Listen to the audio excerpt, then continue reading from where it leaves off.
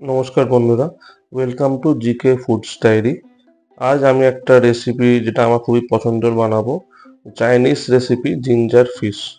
এখানে আমি বাসা ফিশ কিউব করে কাটা 250 গ্রামস নিচ্ছি। এবার ম্যারিনেটটা দেখে নিই। প্রথমেই হাফ টেবিল স্পুন মতন অ্যারোমেটিক পাউডার দিয়েছি।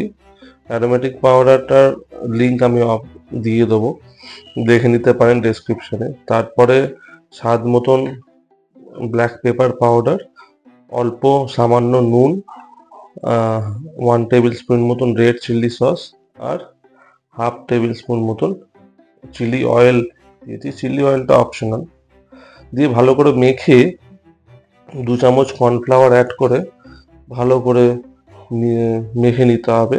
মশলাগুলো যাতে পুরো গায়ে লেগে যায় মাছের, মেখে কিছুক্ষণ সাইডে রাখুন।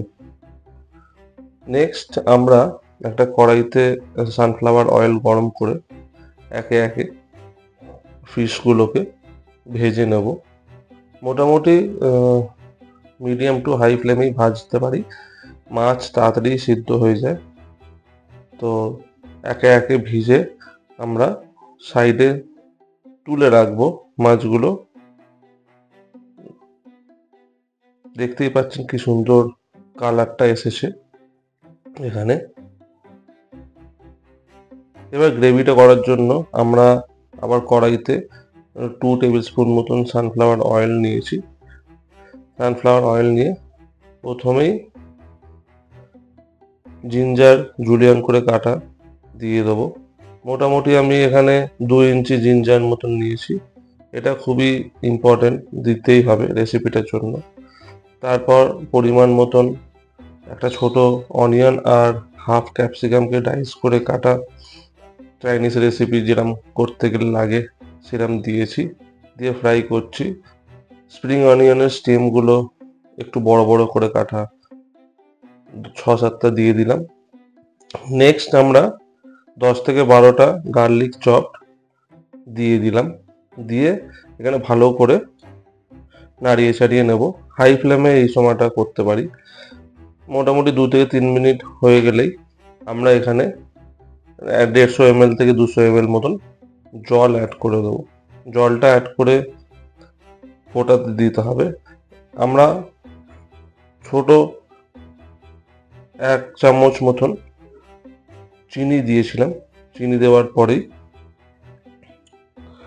2 টেবিল স্পুন মতন শেজওয়ান সস, 1 টেবিল স্পুন মতন টমেটো সস, আর 1 টেবিল স্পুন মতন ডার্ক সয়া সস দিয়ে দিয়েছি।